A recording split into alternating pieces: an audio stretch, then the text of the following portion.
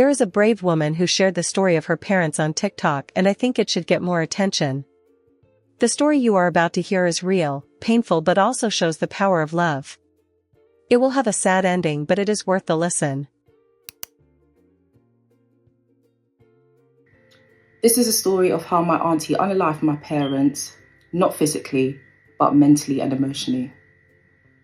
So before I get into the story, I do want to say that I have some receipts and some pictures that I will be inserting throughout this video. So let's start. So both of my parents were born and raised in Ghana, and they initially met, in Ghana in the early 80s. And when they first met each other, I remember them both telling me that they instantly fell in love with each other. So fast forward into a few years, something happened in Ghana.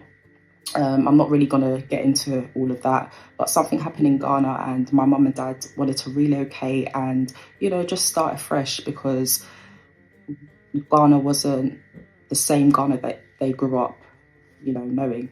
So luckily enough for them, well, that's what they thought. My mum had two older sisters. I'm going to call them Sister 1 and Sister 2. So Sister 1 decided to send them an invitation letter to invite them down to London. So that's what they done. So everything went through, their documents went through, and they proceeded to go to London. So they arrived in London September 1986. They've moved in with Sister 1. And, when they touched down London, first thing that they done was do up tourism. So, they went to central London, went to Buckingham Palace, Trafalgar Square, etc., etc. Just living it up, having fun. Like, that was the first time that my mum has ever travelled. My dad has travelled previously because he was a soldier when he was in Ghana, so he travelled when he was in the army, so travelling wasn't new to him. But for my mum, it was very exciting, like, wow, she's in London. So now it's been a year since my mum and dad are living with Sister 1, and she is in a serious relationship now, and her partner decides to move in with her. So now, you can imagine 4 grown adults sharing, a small space. It wasn't ideal for both of my parents plus Sister 1.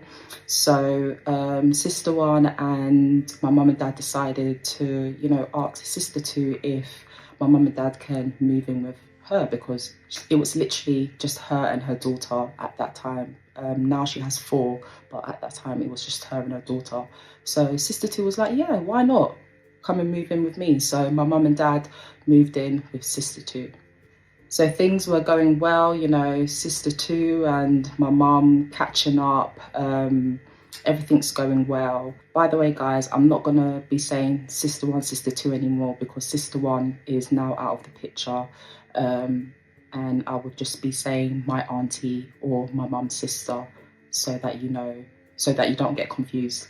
So now my mum and dad have been in London for a while now, just over a year, and they're starting to get a bit bored now. Obviously, when they was in Ghana, they was always busy. Like I said, my dad was in the army, so he was always on his feet. My mum didn't really work, but she would accompany her siblings and sometimes go to the farm, so she was always busy. So, it was a big culture shock for the both of them, I would say. So yeah, they decided to have a talk with my auntie and see if they can start work.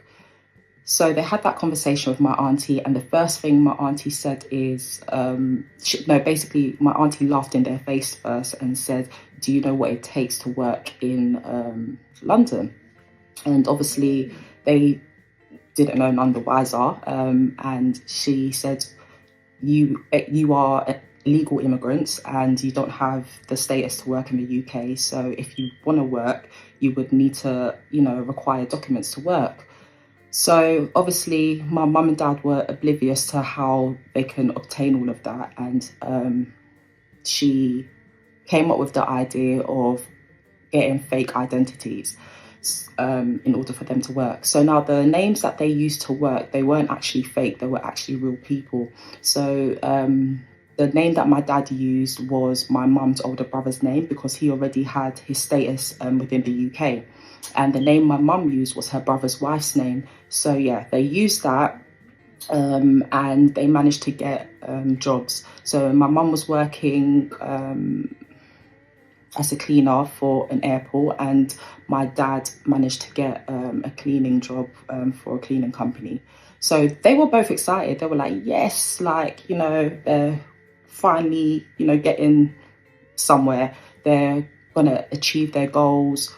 One of their goals was to buy a property and, you know, to move out of my auntie's house. So, you know, working hard, saving their money. And this is where hostility starts and jealousy started with my auntie. So my auntie started seeing that they're earning, you know, small money because my dad would offer to do shopping for the house, and he would give my auntie small money here and there, you know, to pay for a small bill here or a bill there. So she was like raising an eyebrow, like, these people have just come to the UK and now look at them. So she started acting weird towards them. I remember my mum used to say to me that she would try and spark up conversations with her sister, and her sister would just flatline ignore her. Like, she would just ignore her. She would not even acknowledge that my mum's talking to her. I remember my dad would tell me that there were times where she would just make little arguments with them. But upon all of this, they did not retaliate. My dad ignored it. And, you know, they just continued to put their head down and work hard.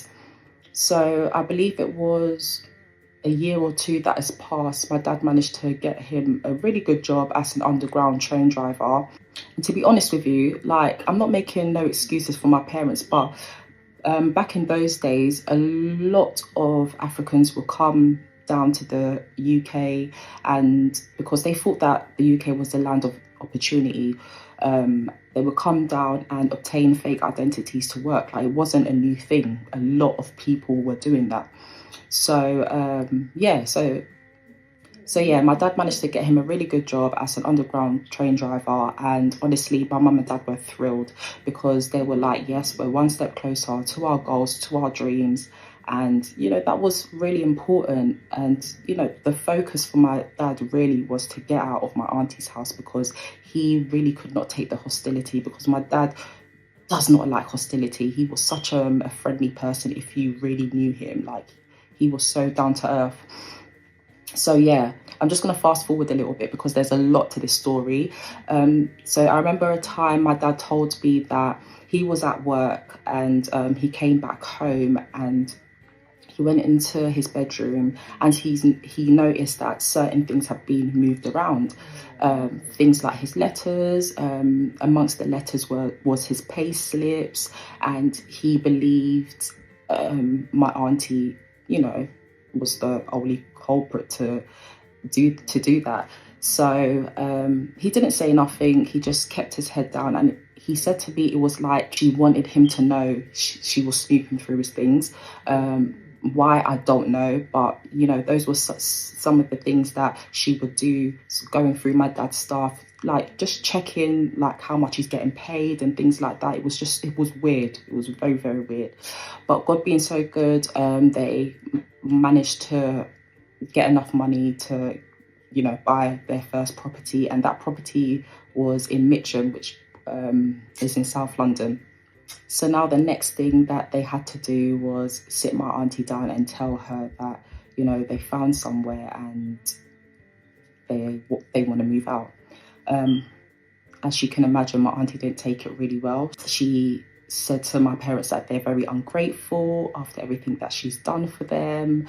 But, you know, my parents took every insult, everything that she said to them, and just said, thank you. Just thank you for everything you've done, basically, and deuces.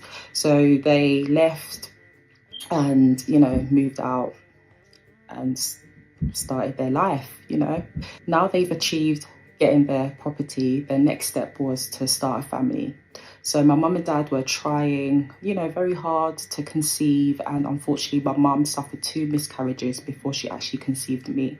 So now she's pregnant with me, they're ecstatic, they're happy, everything's going, right in their lives right now.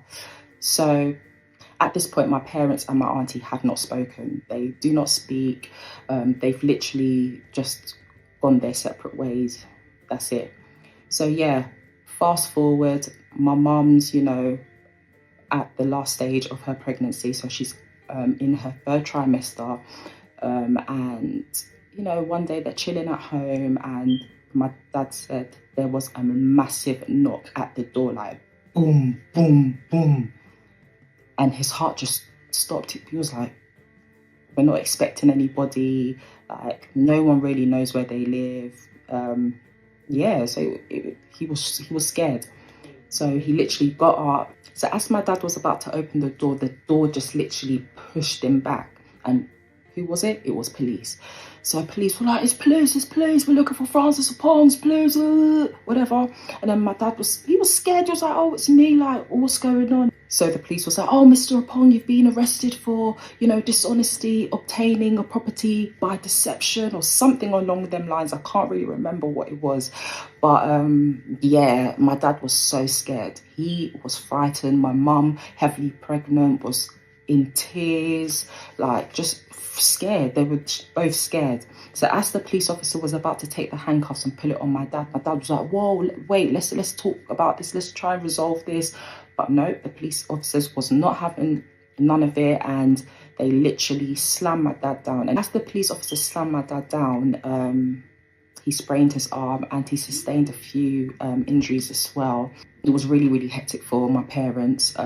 So yeah, both of my parents were arrested, for that charge, and they were both taken away to prison. So my dad was taken to Wormwood Scrubs, and my mum was taken to Holloway female prison, and I believe that closed down in 2016 actually. So yeah, my dad spent 6 weeks at Wormwood and my mum spent 3 weeks at Holloway. So whilst they were in prison, my mum and dad used to always write to each other, especially my dad. And my dad used to write to my mum more, checking on her well-being, checking on the pregnancy, how I'm doing. Mind you, my mum was a month away from giving birth because, she was in prison in October and gave birth to me in November. So yeah, this was all happening whilst my mum was in a vulnerable state. So you can imagine her state of mind. Even my dad, like, not getting to physically hold his wife, talk to his wife, see the development, the growing of the bump, even though it's the last trimester, like every little thing counts. So yeah, in one of the letters, my dad wrote to my mum and said that he found out who was behind all of this, because basically my mum and dad managed to get lawyers when they were in prison, and my dad's lawyer obviously had to get all the witness statements and stuff like that for the case.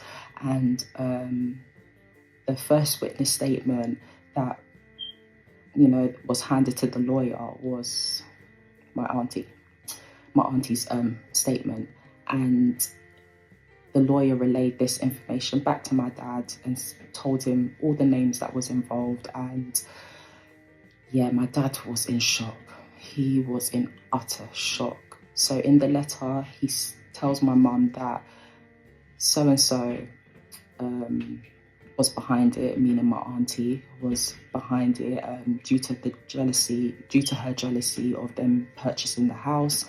And he would never ever forgive them. Like, he would never ever forgive them. But not only that, my auntie got others involved, and those others were, friends. My parents thought they were their friends involved. So it was like a little ring of them, and my auntie was the ringleader.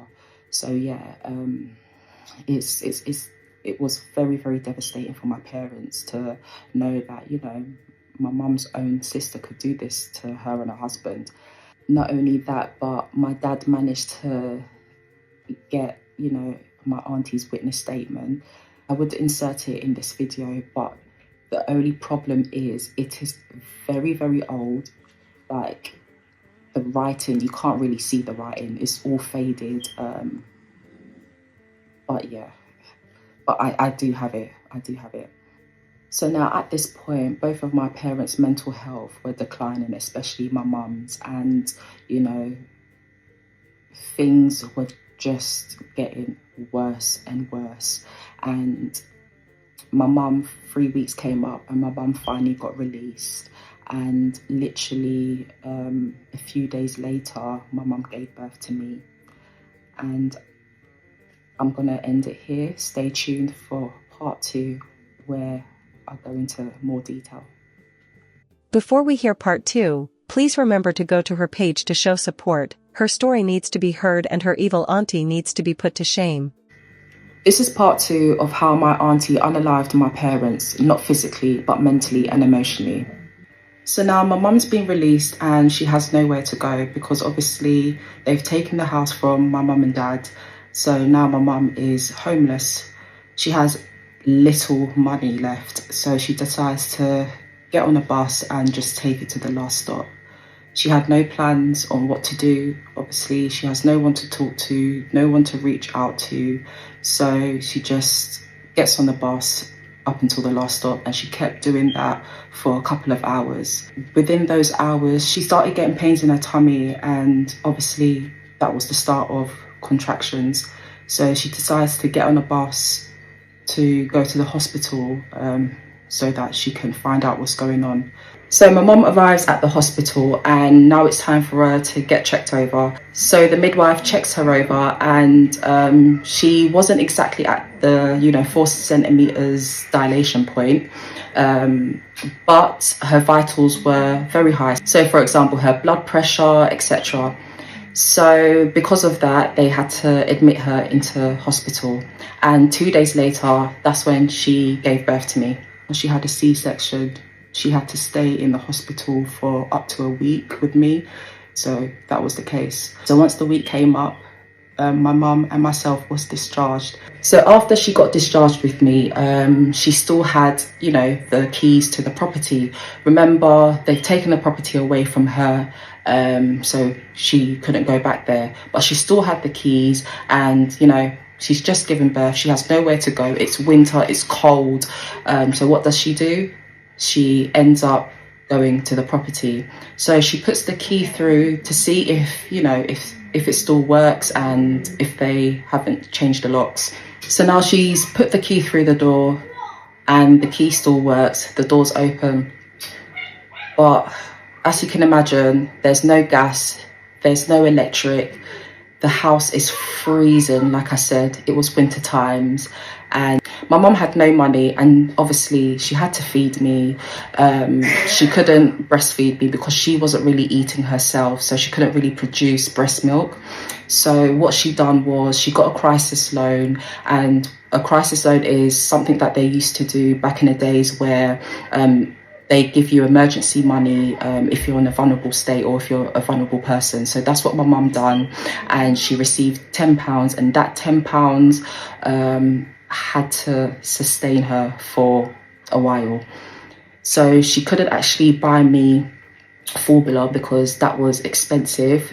So what she decided to do was buy me baby food. You can imagine, I'm a newborn baby. I have 3 kids myself. I'm a mother myself. All the mothers out there, you know that you can't give food or baby food to a newborn. Like at that stage, it's literally only milk. They can't even drink water. So yeah, that's what she was feeding me. Remember, no electric, no gas. So she couldn't even warm up the food to give me. So she was literally feeding me cold baby food out of the jar. So one evening, my mum said she felt so low, so vulnerable. She felt like she wasn't herself. So she literally put me in a sling and left the house. She got on a bus and once again, just kept going to the last stop, again, another one going to the last stop until she just felt so low about herself that she just didn't want to be here anymore, and she just wanted to end it all, because what is she really living for? And that was her frame of mind at that time. She started walking towards a busy road, and a lady from afar could see my mum. So the lady saw my mum from afar, and she noticed that my mum wasn't in the right state of mind just from her body language. So as my mum was approaching the road, the lady literally ran and stopped my mum. And my mum broke down and just started saying everything as if she knew this lady. But my mum said she just had no one to talk to. So she literally just vented everything out. So the lady was so lovely to my mum. She got my mum a bed and breakfast for that night.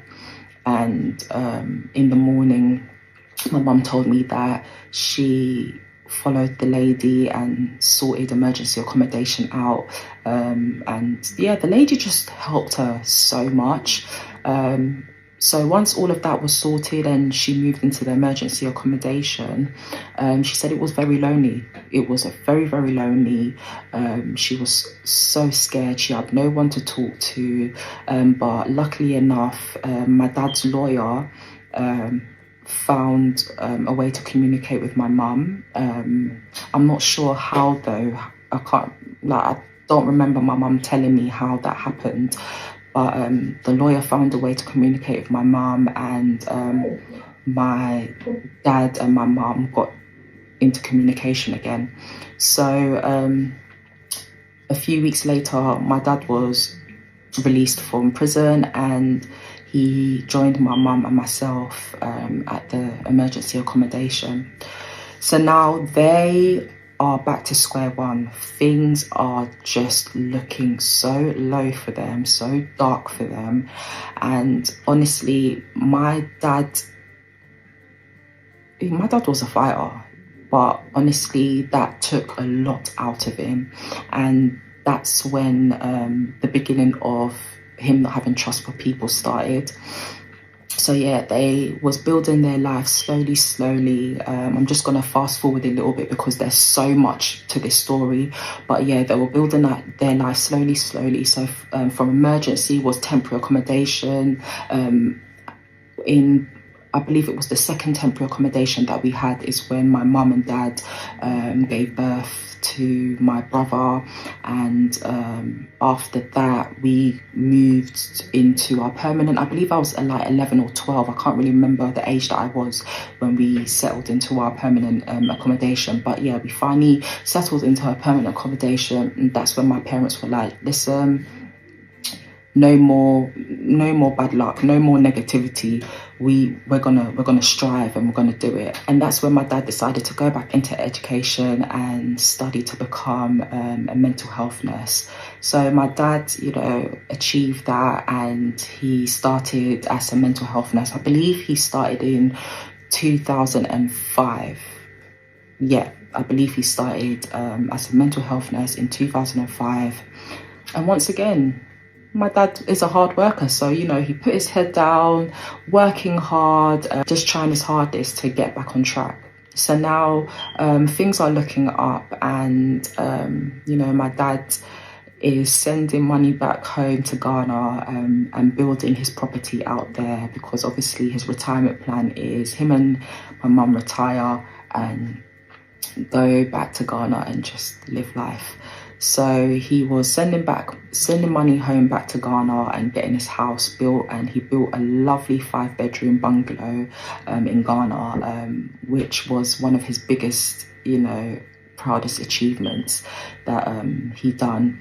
So yeah, I believe my auntie got a whiff of this and was extremely upset. She was angry the fact that my mum and dad have managed to pick themselves up.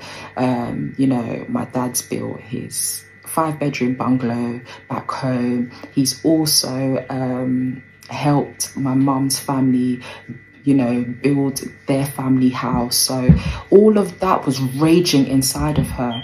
Unfortunately, around this time, my mum started having little symptoms here and there, and unfortunately she got diagnosed with end-stage kidney failure. I believe that was around 2008.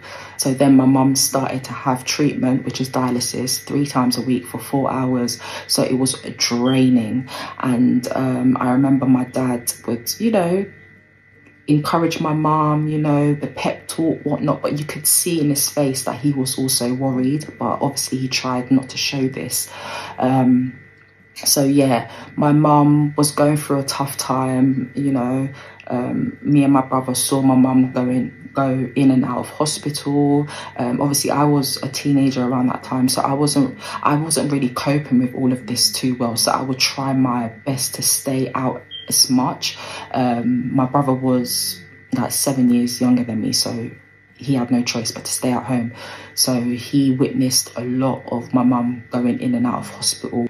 So it was a normal day, and usually my mum calls back home to Ghana to speak to her family, especially her niece. So this niece, her mum is my mum's older sister. That's another sister of my mum's, but she passed away a few years ago. So yeah, she called, was speaking to her niece as usual, but then this conversation was kind of different. So my mum's niece suggested that she would love to donate a kidney to my mum, and honestly my mum was overwhelmed. She was shocked. Someone loves her so much to donate a kidney. She was honestly so overwhelmed. They have a really good relationship because my mum and dad, looked after her growing up, and my dad also put all of her kids through school, was paying their school fees, so they really had a strong relationship. My mum's niece, called my mum, called my dad. She even changed her surname to my dad's name, Opong. So, there was a lot of love there. So my mum and dad thought anyways. She didn't give an answer straight away when she spoke to my niece that day, but what she did say is that she would speak to my dad and then, come back to her about it. And also she does need to discuss this with my niece's mum as well. So now she's gone away and started discussing this with my dad. My dad was very hesitant. Would you blame him, considering what my auntie done to him, So he was very hesitant, but my mum spoke him round, and in the end he accepted and went with it. Then they also spoke to my cousin's mum, and she gave the thumbs up and was like, yep, she accepts. So yeah. They started the process, and I believe the NHS, was involved as well, and they offered her a medical visa to come to London to do the transplant for my mum. So once everything went through, all the documents went through, she came to London in the year of 2010. So when she arrived, everything was well. I could see my mum being happy, smiling, and my mum and dad knew that, when someone comes from abroad and, the tourism, they've done all the tourism that they can, they start becoming bored because they've been through it. So they decided to get a job for my cousin, and my cousin is a really good hairdresser back in Ghana because she went to hairdressing school. That's something that my mum and dad put her through. And there was a hair salon at the bottom of my mum and dad's road. My mum and dad knew the owner very, very well. And my dad decided to have a talk with the owner and was like, listen, my niece has come from Ghana. She just wants to do a little part-time job, just to earn a little bit of money so she's able to send money back home to her 3 kids. So the owner was like, oh, yeah, fine, why not? Then she started working at the hair salon. So now, everything's going well, everything's going fine. So now this is where things started changing. At first, when appointments was being made, my cousin would follow, my mum, go for the checkups, you know, everything was going fine until one day she started slacking. So when it was time for an appointment or whatever, my cousin would be like, oh, my body hurts, or I've got a headache, or, you know, just slacking. But my mum didn't really say anything. What she did say is to my cousin that, is she sure that she really wants to do it? If not, she's not going to be upset, she's not going to be angry. She should just let her know. So then one day came and we got a letter through the post, and it was a letter from St Helios Hospital stating that my cousin has been here for a while and her medical visa is running out, and it looks like she's not willing to do the procedure, so it's time for her to go back to Ghana. And if she refuses, then they're deporting her back. So she's read this, my mum and dad have, like, everyone's reading it. So my mum looks at her and says, this is the outcome. We have to start getting ready for you to go back to Ghana. And then this is when things went left. My cousin's attitude started changing, like slowly. So she would be coming home late from work, and mind you, the salon to my mum's house is like a 3-minute walk, if not that. Do you get what I'm saying? So there was no excuse to be coming home like an hour late or an hour and a half late. So, but my mum and dad, they didn't really say nothing. They were thinking, do you know what? She could have made friends at, you know, the hair salon. So let's not really think too much into it. Until one day, my mum had a dream where I believe a dog bit her leg. I think it was a dog that bit her left leg, to be precise. I want you guys to remember the left leg, right? Okay, so she had the dream, a dog bit her left leg, and she woke up with a massive scream. And when she woke up, there was a bite on her left leg. It's crazy, I know, but there was actually a bite on her left leg. And I remember from there on, my mum started having really bad pains in her leg, and my mum will be laying down on the living room floor, and me, my brother, my dad, my cousin, and my first son, we would all be in the living room, and my mum will be in pain. We're all like, oh mum, oh, like rubbing her. My cousin will be sitting there like this.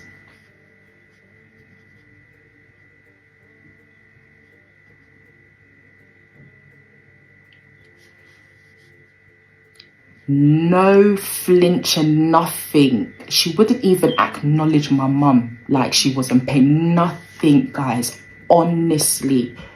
So anyways, that would happen.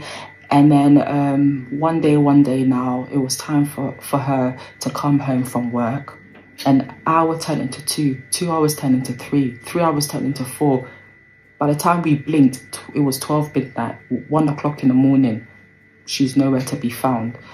In that time frame, my dad has gone to the salon like 5 times.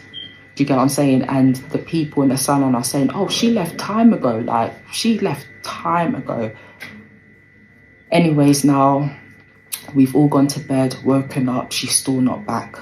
So my mum and dad now are getting worried because obviously she's in their care. My mum and dad are calling around, panicking. No one knows where she is. Things aren't looking good. So now I want to fast forward a little bit. So a few months, I believe it was like 7-8 months down the line after my cousin disappeared, it was me and my dad and my son at home. I was literally washing my son's bottles in the kitchen, and in my mum and dad's house where the kitchen is, there's a window, and that window you can see outside. So I could see people circling my dad's car. It was 2 men and 1 woman, just circling my dad's car, just, you know, looking very suspicious, but they wasn't in uniform or anything. They were in their own clothes. And then I saw that they started approaching the front door. So as they were about to approach the front door, I called to my dad because my dad was upstairs getting ready for work. So as I was saying, oh, Dad, there's a few people circling your car, the doorbell went. So as I went to go and open the door, they were like, hi, we're looking for Francis Opong. And I'm like, oh, who are you? And they were like, oh, is he in? And then I'm like, Daddy, someone's looking for you. So he's come down the stairs now and they're like, hi, are you Francis Opong? And he was like, yeah, I'm Francis Opong. And they were like, sir, you're under arrest for and human trafficking of body parts. And honestly, I just wanted the floor to swallow me whole. Like, anyways, I'm going to end it here. I'll be dropping part 3 soon, so stay tuned. Thanks. This is part 3 of how my auntie unalived my parents, not physically, but mentally and emotionally. So after my dad got arrested and put in handcuffs, I literally was walking around like a headless chicken, like shaking. And I remember they said something into their radio and I just see a police van pull up and put my dad in the car and literally go off. So I was like, what in the is going on? So then I've got my phone, I've managed to, calm myself down and I've called my mum. At this time, my mum, she was at dialysis. So I've called her and I've told her everything and she's panicking. She's like, oh my gosh, like what? Who would have accused Daddy of doing this? Like, yeah, it was crazy. So anyways, now I said to my mum that I'm going to come down to the hospital and then after her dialysis treatment, we go to every police station near us and try and get to the bottom of this. So I've put my son in his jacket, I've got myself ready and we've gone to the hospital to go meet my mum. So met up with my mum now and we've gone to each and every police station that we can think of near us and no one is telling us anything. We don't know where my dad is. We're literally just panicking and my mum was like, you know what, she's tired. And I could understand because she's literally just done a 4-hour treatment of dialysis. She hasn't rested. I've just thrown this in her lap. So yeah, we went home and we was just waiting for hours and hours. Then the key, we heard it turn. And my dad just looked so deflated. He looked like, I don't know. Yeah. It was hard. It was really, really difficult. Like seeing my dad looking like that. So yeah, he's come in now and my mum's instantly said, what's going on? What happened? And then my dad was like, so-and-so, meaning my mum's niece, my cousin, is the one that has accused me of this. And honestly, the silence in that room was heavy. It was very, very heavy.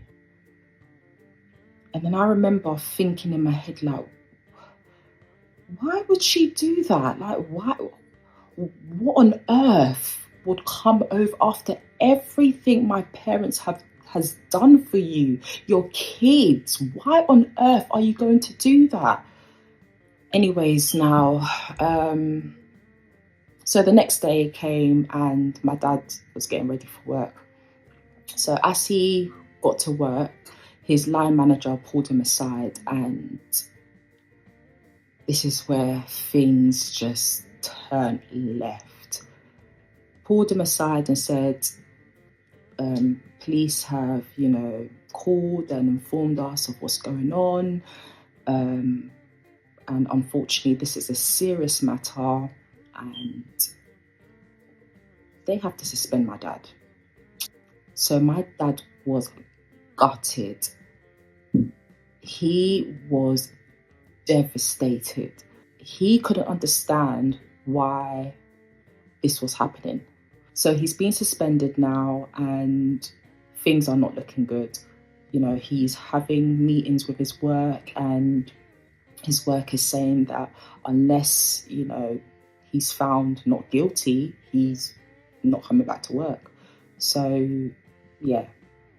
And, you know, going back and forth to this trial, to the courts, it was a lot. It was a lot. And I remember my dad saying to me that one time when he was on his way to his court hearing, he saw my mum's sister, yes, my auntie. He saw her standing at the entrance of that court. He put 2 and 2 together, and that 2 and 2, it equaled what? 4. He said, what? He said, this is making sense now. This is all making sense. Anyways, now, he was going back and forth to his court hearings and everything. Honestly, within that time frame, my dad's mental health declined drastically. He was in and out of the GP. He was diagnosed with depression, and honestly, it was so hard to see because with African men, they don't usually talk about their feelings. Like, they will internalize everything, and that is what my dad done. He internalized every single thing that my auntie and my cousin put him through, that it essentially it unalived him. You know, the hurt, the pain, it literally was destroying his heart. So anyways, now, after, you know, fighting this case, the case was dismissed. My dad was found innocent. Thank God, because every time my cousin said that my dad her, he was at work or he was either picking up my mum from dialysis. You see how God works? Because the police had to get all of his work schedule, timetable, every single footprint of my dad. They had to get it. And none of it was equaling to what my cousin was even saying that was happening. So the judge was like, let's throw this out, man, wasting our time. And because of that, my cousin was going to get deported to Ghana. But what did she do? She faked insanity. And then she had to stay. She had to stay in the UK. And do you know what gets on my nerves? She's able to get on with her life, live in the UK, whilst my dad had to start all over again. So yeah, my dad was able, you know, to go back to work, but at a different branch. Even though the case was dismissed, even though he was found innocent, that tarnished his reputation. Like, everywhere he went, it just tarnished his reputation. And honestly, it broke my dad. It broke my dad. It broke my dad to the point, yeah, that I never saw my dad happy again. Like, he was always snappy and he just was not himself anymore. So after everything, my dad, you know, wanted a break. He literally wanted a break from everything. And in 2015, he decided to take us all to Ghana. So we went to Ghana and, you know, a time was had. Like, we had a really good time. We literally forgot about everything, you know, that was happening in London. But no, things always have to find their way, you know, to follow us. So we've gone to go and see my mum's family now, and all my mum's cousins and her siblings are all shocked, like you're walking, like, oh my gosh, you look good, like, oh, all of us were like, what is going on? Like, Why is everyone acting all shocked? Until my mum's cousin called her into, their rooms and was like, can we see if it's your real legs? And my mum was so confused, but she lifted, because she was wearing a long skirt, and she lifted her skirt up and she was like, yeah, look, they're my legs. So they both screamed. They were like, hey, so it's not true. And my mum was like, what's not true? And they said, my mum's sister, my auntie, she started spreading around the family that my mum's leg was amputated. And this was in 2015. So remember what I've just said to you. She has told my mum's family, their family, that my mum is very sick. My mum is not able to walk, and they've resorted to amputating her legs, right? Cool. So we're all in shock, like, what is this woman's problem? Like, isn't she tired? Because me, I'm even tired. Like, isn't she, what does she want? Anyways, now, we didn't let that ruin our holiday. We carried on. So we've come back now and we have to, get back to reality. My mum's going dialysis, everything, is back to normal. So fast forward to 2019 now, my mum started feeling, some pains in her left leg. And then those pains started turning into different symptoms, and then her left leg unfortunately got infected. So her left leg, when it was getting infected, it was turning really black. So from her feet all the way up to below the knee was just all black. And obviously the doctors was like, listen, it's either we amputate your leg or you will lose your life. And I remember the first thing that came to my head when I heard that amputation was 2015. Auntie said amputation. Oh my gosh, like so many things was just going through my head at that precise time. I was shaking. I was like, what? Anyways, so yeah, my mum had to get an amputation, and they amputated her leg below the knee. So after the operation, things was meant to go well, but unfortunately there was still some infection left around the knee area where my mum's amputation happened. So now they've had to cut above the knee. So now they're doing a second procedure above the knee. And this is where the doctor pulled my dad aside and was like, sir, listen, this is a 50-50 chance because, this is, it's dangerous. Like we're amputating the same area again, twice, if that makes sense. So, I remember my dad, me, my brother were in the corridor. My dad was worried, like the colour in his face was all drained. Like we was just all nervous, but at that time, all I just kept thinking of was 2015 amputation, auntie, 2015 amputation, auntie. That's all that kept coming to my head. So anyways, my mum's second procedure went really well, thank God. And she started her rehabilitation process. And that was so hard. Like imagine seeing your mum being able to now being disabled. Like it was just, it mentally messed me up around that time. Like it was so hard. And then my mum having to relearn everything again, and trying to process her new life, or it was so difficult. Like my dad having to try and pick my mum up now and put her in her wheelchair or move her from her wheelchair to the bed. Like it was just so much on my dad, like so much. But my dad was such a trooper. He never gave up and he stuck with my mum. Like he done well. He done really well.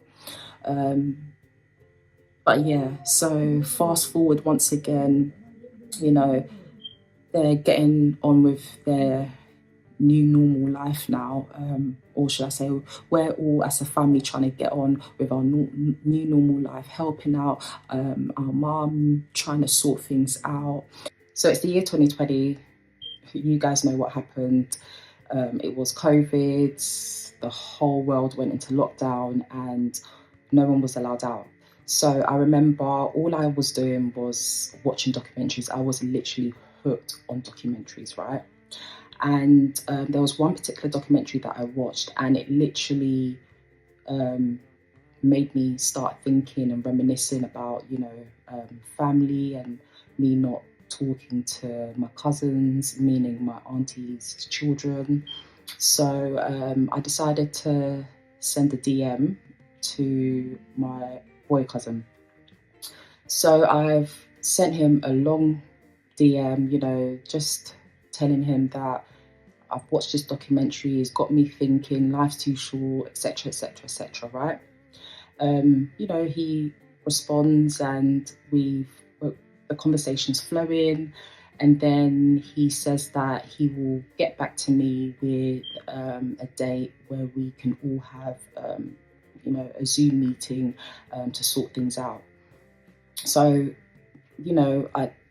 we left it on a positive note, so I thought, and I'm still waiting till this day for this Zoom meeting to happen. I understand why it was a Zoom meeting then, because it was COVID times, but now we don't need to be doing Zoom meetings. Like, I'm not living 6 hours away, like we're literally minutes apart, do you understand? But anyways, that's another story. So around that time too, I sent the same message I sent to my boy cousin to my girl cousin. And once again, the conversation was flowing, we was getting to know each other again. She told me that she gave birth, what her daughter's name was, and all of that, it was really nice. I can't really remember how it ended, but I will insert the screenshots. But what I remember is I got left on red, I think. I didn't even get a response back after a while. But yeah, anyways, now moving on a year later, which is 2021. One day, I'm fast forwarding to the year of 2021, January. It was a normal day. My dad was taking my mum to her normal checkup. She usually has monthly checkups at St. Helios Hospital, where they check her kidney function to check and see if everything's going okay. And so, yeah, it was a normal day. I believe it was on a Thursday. So, yeah, my dad didn't have work, so he decided to take my mum to her appointment. So whilst they were at the appointment, or just before the appointment finished, I tried to call my dad, but he didn't pick up. So I left it for like 5 minutes, and then I called my mum, and then my mum said to me, "Oh, we've just had my appointment. Daddy's about to put me in a car and we're coming home. So when I get home, I'll call you, and then you and the kids can come round." So I was like, "All right, cool, that's fine. Sounds like a plan." So now an hour's passed, an hour and a half's passed, and I'm like, I haven't heard from my mum, what's going on? And she usually is really good with her timekeeping. So I've called my mum now, and I'm like, "Mummy, I'm still waiting." And she was like, "Chris, I'm still waiting in the car." And I'm like, "Okay, so where's Daddy?" She was like, "He's put me in a car and he said he's going to use the toilet, and I'm still here." And I said, "So haven't you called him?" She was like, "I've called him, he hasn't picked up." So I'm like, this is unlike Daddy. So I'm like, "All right, cool, let me try and sort this out." Got off the phone to her, trying to call my dad. He's not picking up. Calling him again, he's not picking up. So I'm like, this is unlike him. What's going on? Like, mummy's vulnerable. Why would you leave her in a car? It's winter, it's January, come on. UK weather. So now I said to myself, let me call my brother, because at that time my brother was working like 5-10 minutes away from St. Helios Hospital. So I've called him now, explained everything to him, and he said, "You know what, I'm going to go and see what's going on." So he's got into the car park now. My mum's explained everything to him, and he said, "All right, cool, let me go and find the security guard and let's try and locate where Daddy is." So they've My brother, security guard, they've done all of that. They can't find my dad. Time's passing. It's like 4, getting to 5 now, and you know, it's cold. So my dad had the key. So obviously my brother couldn't take the car. So we've had to leave my dad's car unlocked at St. Heliers Hospital car park. My brother got a Uber for my mum to go home, and he followed behind in his car. So now they've got into my mum's house now, and I've literally met them there because I live a road away from my parents' house at that time. So I've gone to meet them now, and we're all confused. We're like, what happened? I'm even saying to my mummy, like, are you telling me the truth? She's like, Chris, what have I got to lie about? So anyways, now time's passed. I think it was like an hour has passed. The doorbell has rang. I've opened the door and it's 2 police officers. So in my head, I'm like, what is going on? Allegedly, what has he done? Because at this point, I'm tired. I'm tired of seeing police. I'm tired of them accusing my dad of things. Like, I'm tired. Anyways, now police were like, hi, is this the residence of Francis Apong? I'm like, yes, it is. What's going on? Then they proceeded to say, can you tell the children to go upstairs, which was my 2 kids, my son and my daughter.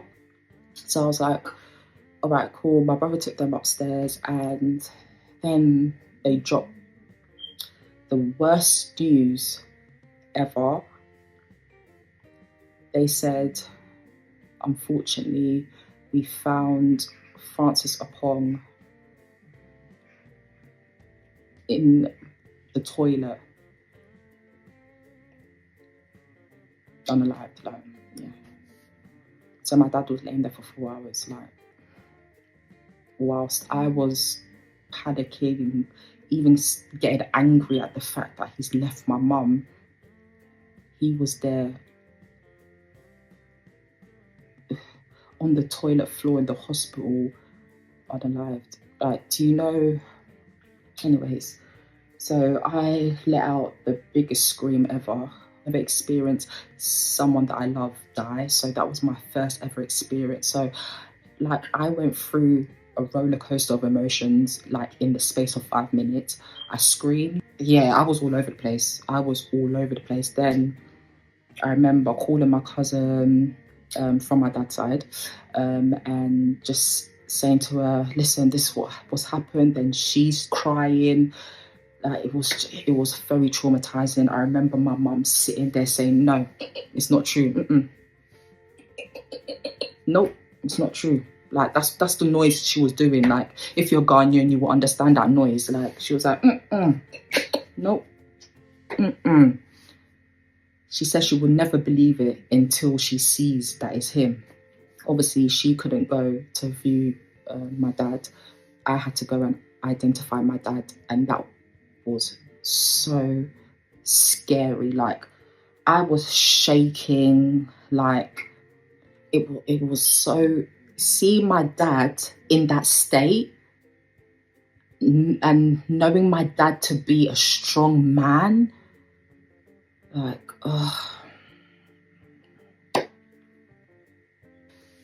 but yeah, I identified his body, and I said, yeah, that's my dad. And they gave me his things, and I drove his car back home, and that car journey felt like 2-3 hours, and it was only like a 30-minute drive. But it was so, I felt so low. And honestly, in that moment, I wanted to drive to my auntie's house. I wanted to just take everything out on her. She was the reason. I don't care what anyone says. She was the reason why my dad is no more. After all the heartache, after all the suffering my dad went through because of her lies, because of my cousin's lies, both of them are the reason why my dad is no more. because they mentally and emotionally unalived him because his heart couldn't take it no more. So the week of my dad's passing, I was going through his things, like his paperwork and just stuff, to start arranging things for the funeral. And then I came across like a massive pile of, receipts, stories that, that he's been telling me throughout, my life. So I was reading it, and then, emotions were starting to build up within me, because obviously everything that my mum and dad have been telling me, I'm now seeing it in front of me. And yeah, I was upset, I was angry. So I decided to send a message to my girl cousin, and I said to her, listen, I'm just so disappointed in you and your siblings and how you guys are just managing this whole situation. All me and my brother want is just for us to meet up and just talk things through and just be grown about this, This is not our beef, this is our parents' beef, and it's ridiculous that we've taken this on. So I've sent her this and she's responded straight away. I think saying something along the lines of she saw the message but it's not coming up on her phone. But she basically said that it's an issue that I need to sort out with him, meaning her brother, because obviously, like I said, brother didn't respond back with, a meeting or Zoom date or whatever he wanted to arrange. So I took that to heart, so she said what she's had to say in the message, and I've just had to respond back saying, listen, this is ridiculous. I'm gonna insert it so you can read it for yourself, but that was my response, and I just got left on scene. She didn't even respond back. So yeah, so this all happened on the 13th of January of 2021, and the next day, which was the 14th of January, we had a 1 week, which is something that Ghanaians usually do when someone passes away. We will hold a 1 week, a week after the person has passed, with the family to arrange, funeral dates and whatever. So that was happening at my parents' house. The 1 week, family came over. We was discussing funeral arrangements and what to do, etc. And then the doorbell rang. I can't remember who opened the door because it definitely was not me. But someone opened the door, and lo and behold, guess who was standing there? My mum's sister. Yep, my auntie. Stay tuned for part 4, coming very. This is part 4 of how my auntie unalived my parents, not physically, but mentally and emotionally. So my auntie's come through the door now, and before you get into my living room, there's like a little corridor before you enter my living room. So she's walked through the corridor and she's standing by the entrance of the living room. So everyone literally has turned their head and is looking at my auntie. You can imagine how everyone was feeling. There were so many different emotions in that room. I, for one, was really, really shocked. So she proceeded to come inside and she sat down on the sofa, and opposite the sofa was where my mum was sitting in her wheelchair. And honestly, my mum didn't utter a word. All my mum done was just burst into tears. So my mum was just crying, people were trying to console her. And all my auntie kept doing was just making noises like, That's all she just kept doing. I would also like to note that what my auntie was wearing wasn't, something that you would wear to visit your sister that's just lost her husband. Basically, she was wearing jeans and trainers. I'm not saying it's mandatory to wear black, but, make some effort. So anyways, now she's just sitting there making those noises, and she literally was there for 20 to 25 minutes. And she said to my mum that, she's going to take her leave, and then she just left. So I believe she came to see if it's really true that my dad has passed away. And she got her answer. So she left. So moving on to the following month, which was February, that was the month of my dad's funeral. It was a really, really tough month. So before the funeral directors were so amazing, you know. They allowed my mum to come and say her last goodbyes to my dad because, like I said previously, she wasn't able to view my dad's body. So I'm going to insert the picture of my mum, you know, saying her last goodbye to my dad. And that was so hard to watch because at that precise time, all that was going through my mind is all the conversations my mum and dad used to have in presence of me and my brother, of their plans and their goals and ambition to, you know, their retirement plan and them going back to Ghana. And yeah, man, yeah, it was hard. It was so hard. It was so hard, like, honestly, seeing my mum processing all of, you know, what was going on. But anyways, we gave him the befitting funeral that he deserved. That day was so beautiful. It was so beautiful. So we've buried my dad now, and you can only imagine how hard it was to get back, you know, to our normal lives. Seeing my mum trying to cope without my dad, it was so difficult because my mum and dad were together for nearly 40 years before he passed. So you can imagine the amount of hurt and pain that my mum was going through. So due to all of that, her health started declining very, very drastically. And from being wheelchair bound, she became bed bound. She couldn't even sit up. She always had to lay down. So that's why she was bed bound. She started feeling weakness in her arms, her hands. Her sight was starting to go, you know, so her prescriptions in her glasses were very, very strong.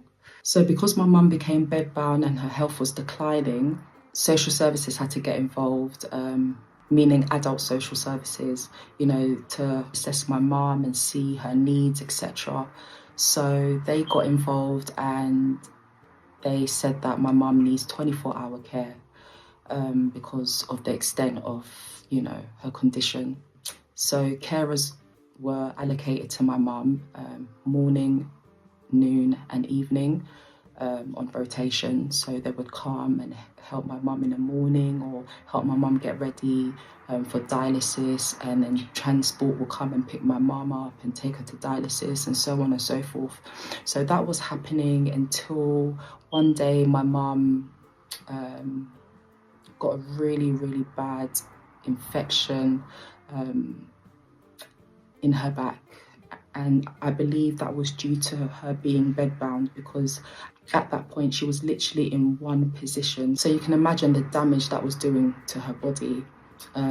So yeah. So the infection in my mum's back was getting really worse, and, you know, social services once again and a few other healthcare professionals got involved and said, do you know what? Your mum needs to be moved into a specialised home. And guys, honestly, when they told us that news, meaning me and my brother, that's when I lost all hope, because I was like, why is this happening? Like, my dad's gone. Now my mum's health is declining so bad. Like, I was really tired, guys. Honestly, I was tired. I was drained. You know, on numerous occasions when my mum got moved to this home, I had to, you know, attend so many meetings with, you know, these social workers and healthcare professionals. So whenever we would be in these meetings and they would show like my mum's condition, so like pictures, and explain what my mum is going through and stuff. It would just take me back, to everything my mum and dad endured in the hands of my auntie and my cousin. So anyways, now my mum is in this home. I believe she was in the home for 6 months, and one day, like normal, they took her to dialysis on the Thursday, and where she has dialysis is St. Helios Hospital. So she went dialysis, and unfortunately her blood pressure was really, really low, and then she became unconscious.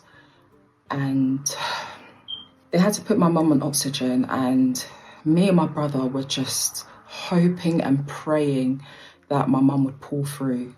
But unfortunately, on the 9th of November 2024, just 3 days before my birthday, my mum passed away. And the fact that me and my brother witnessed my mum taking her last breath will stay with me forever. So after my mum passed, me and my brother had to, come up with funds in order for us to bury her. So we decided to do a GoFundMe page, and I posted it up on my stories on Instagram, and I looked at who viewed, my stories, and who do I see? My girl cousin viewing the story. It really shocked me because I didn't get no, condolence message from her, even though she saw, that I just lost my mum. And I didn't get no message from her siblings, nothing whatsoever. And it really, really hurts me to know that I have cousins out there, first cousins at that, don't want nothing to do with me and my brother. For what reason, I can't tell you. I don't even know why. They've taken on their mother's beef and taken it as if it's their own beef. And you're beefing your cousins that have nothing to do with it. It doesn't make sense to me, but yeah. So yeah, that's the end of, my mum and dad's story.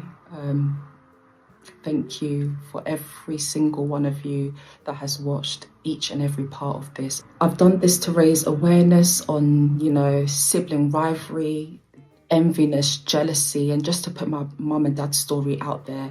And I just want to let you know this is not the end.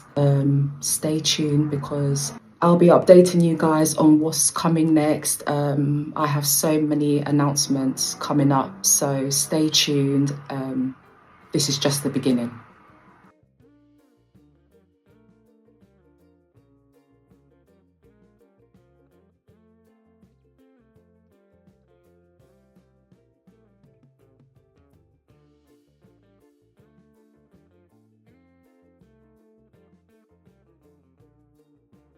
The scariest part of this story is that it is real.